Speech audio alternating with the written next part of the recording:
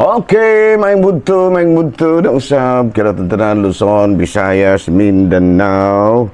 Mayong budto Philippines, may budto world, may budto universe. Ana na punta mga higala dinhi nga tulumanon sa kahanginan CONA Catechesis on Air.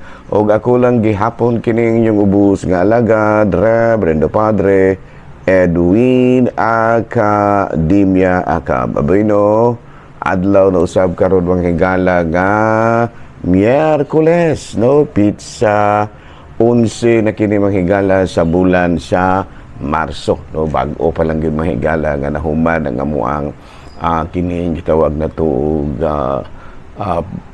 kining vicarial confession, no? Duha ka adlaw gyud mga higala sa buntag didto sa Bindoy, sa hapon didto sa kining dito sa Ayungon sa ako ang parokya o sa pagka Martes dito si Malalod sa buntag dayong pagka kining hapon dito sa Tayasan. Oy, nahala no. Salamat kayo nga nagkapangumpisal, pero katong wala makakumpisal mga higala sa pwede paghihapon mo muduol gihapon mo namo, no, mga kaigsunan nato nga kinahanglan pod nga mangumpisal pa kay kun dili biatan na nakalugar, no? Nahala no, congratulations kanatong tanan nga mga taga Vicariate of St. Thomas si Apostle nga medyo nakapangumpisal gyud ng ubay-ubay kanamo. Abi no, padayon ta manghigala sa atuang nga mga buhatonon. Abi no, ari kita manghigala sa atuang kini gitawag og pamahayag sa CBCP, no? Caritas Philippines calls energy transition a strategy for peace and justice. No, padayon karon nga gi-turn into a positive, no? Positive event, no? Ang nahitabo bitaw nga baling mahala na kayo. Baling mahala na kayo mahinggalang gasolina, crudo o gas, no? Kerosene. Apan si Bishop Almenasa adunay positibong pananaw niini, no? Matud pa niya siguro wake up call na usab kini kanato aron nga mo-shift na gyud kita sa gitawag nato og renewable energy, no? Kini bang wind ba, kina solar, wind ug daghan pang uban, no? So muna nga panawagan karon ni Bishop Almenasa sa San Carlos, no, ato ra po ni diri sa Oriental sa kining island region nga maayo kayo, no, nga mo week aron nata sa kining pag mo kuan na kita mo sa kalananing mo shift na kita manghigala gikan sa fossil fuel paingon sa kining renewable energy. Balita manghigala gikan sa Vatican, Pope Leo matud pa, there's no template for synodality across, no? Sa ato pa matud pa niya ang matag nasod, ang matag diocese adunay tagsa-tagsa ka mga gitawag nato sa in English o pamaagi aron usab nga makuan kining mahimo nila kining programa sa simbahan kini bitong gitawag nato og synodality, no? Synodality naman na, no? Nga depende sa ato ang mga gitawag nato og mga pamaagi, no? Kining gitawag nato sa atong estratehiya aron nga mapahaom gyud, no, ang nagkalain-lain nga pamaagi nga aduna gi synodality or kapanagiusahan sa hunahuna ug tumong, no, ang tanan nga mga tanan nga mga diocese. Mao kadto mga higala mga balitang simbahanon niining kamudtuhon ug ari na ta manghigala sa atuang catechism. Ang higala, no, ari kita sa atong catechism. Abi no, dunay mga pangutana diri mga higala, no? Mga pangutana diri nga hinahinaya nato tubag mga higala, no? Matud pa diri ngano man tang mga Katoliko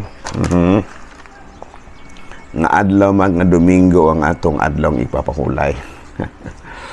Okay, gigon ba sa Biblia mga higala nga sa unang adlaw nga motrabaho ka og lima ka adlaw dayon pagka-ikapito unom ka adlaw dayon pagka-ikapito mo kuan ka nang mamahulay na ta nya kay Lunes batang ni trabaho og suko.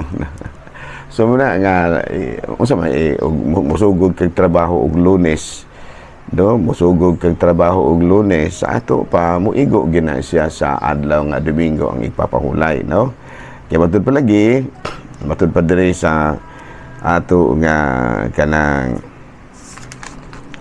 matud pa diri sa ato nga sa atong pananaw ha, sa ato ang pamalandong na matud pa diri sa katumanan sa unang sulat ni San Pablo nga taga Corinto kapitulo 16 bersikulo 3 hangtod sa 4, gitudlo ko kaninyo ang akong nadawat nga mahinungdanon kayo, kini mao nga si Kristo namatay alang sa atong sala, sumala sa naisulat sa kasulatan, gilubong siya og sa ikatulo ka adlaw gibanhaw sumala sa nahisulat sa kasulatan, nga sa ato pa ginamatay si Kristo og na Biyernes, dayong pagkasabado, dayong pagkadomingo nabanhaw siya. Sa ato pa dako kayo og significance ang Domingo alang kanato, kay nabanhaw man siya sa adlaw nga Domingo.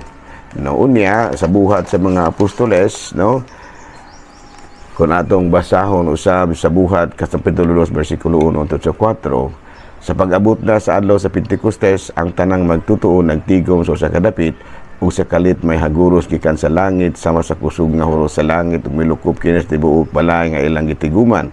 Unya nakakita sila mga dila sa kalayo nga nanungtong diha sa matag usa kanila.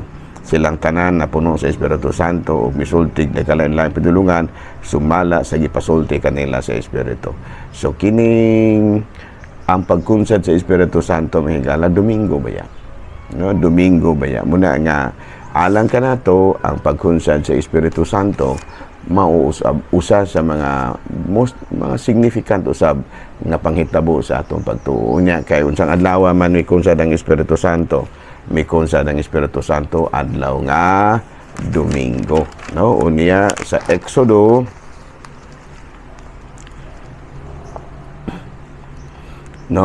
kapitulo 12 bersikulo 17 sa una ug sa kapitong adlaw pagtigom kamo aron pagsimba kanako, dili ka magtrabaho ni anang adlaw apan makahimo ko paghikay ug pagkaon alang sa tanan, himuan ninyo kini kasaulugan sa pan nga walay patubo, kay kining adlaw gipagawas ko kamo sa Ehipto. O sa ato pa mao kining adlaw nga gipagawas gikan sa kaulipnan sa sala, gikan sa kaulipnan sa Ehipto ang mga Israelita. Unya na hitabo man lagi kini sa adlaw nga Domingo, no? Muna nga sa Roma kapitulo 10, naluwas ka kung ipahayag mo nga si Jesus mo ang Ginoo sa ganang kasing mutuo nga gibanhaw siya sa Dios, no? O sa Mateo 18 kapitulo 18, ug busa sultihan ko kamong tanan ang inyong idili dinhi sa yuta, idili usab dito sa langit, ug ang inyong itugot dinhi sa yuta, itugot usab dito sa langit. Nga saan to pa adunay katungod ang simbahan sa pagtugot ug sa pagdili, no? So muna nga dili sa ato ang ug sa Kolosas, no, ug sa kining muna nga ang ikapito ka adlaw gyud, no, matud pa rin, ang ikapito ka adlaw mao gyud ang gining gitawag nato og ay ikapito ka adlaw mga pinaka-importante adlaw niya, kay wa man gisulti nga Domingo gina kana Sabado gina siya, no? Ako na ginaingon magdepende ra man gud na, no, kay ako dili man siya ta makaingon manghigala nga sayop ang mga Sabadista kay misugod ba pud sila trabaho Domingo pa, no? So na kay Domingo man sila nisugod og trabaho, tanawa na mga Sabadista nga mga tindahan, di ba, mga brerag Domingo. Nga sa ato pa kay nisugod man sila trabaho og Domingo unsa may ikapito Sabado, unang eksakto ra pud sila kay nisugod man sila trabaho og Domingo. Kita kay nisugod man tag trabaho og Lunes, eksakto ra pud ta. So dili ra ta maghukmanay, klaro, dili lamang na maghukom nga sayop mo, kay dili ang importante nga sa ikapito ka adlaw, no, na mahulay gyud. Mura man ay pinaka-importante diha, no, kay ang giingon diri nga sa ikatulo ka adlaw, sa ikapito ka adlaw mapahuway man gyud. Unya kay nagsugod man lagi tag trabaho sa adlaw nga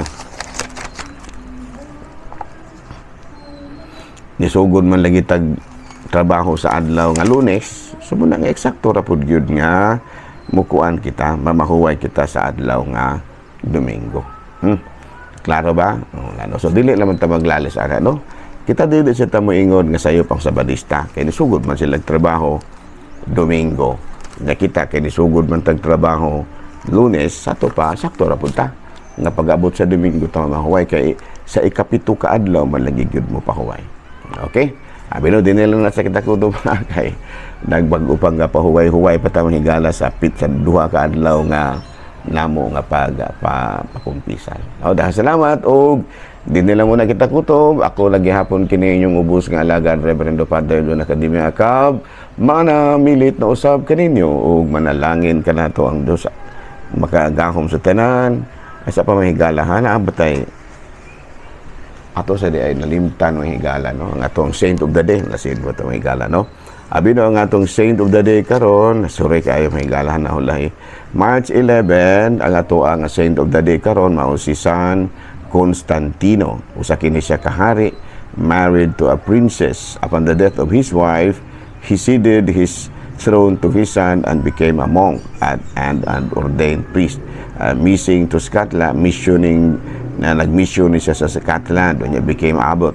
Unya, one of his journey, he was attacked by pirates and died. So karong adlaw may higala ha, atong gihinumduman ang lain na pong patron sa Katolikong simbahan, San Constantino or Saint Constantine. Daghang salamat ug sa ngalan sa itong talahurong obispo, Bishop Polito B. Cortez, Station Manager si Father Ramaata, ako lang gihapon kini inyong ubos nga alagad Reverendo Padre Edwin Academia Acab, manamilit na sab kaninyo ug manalangin kanato ang Dios makagahom sa tanan, Amahan, Anak, Espiritu Santo. Good noon, Pilipinas.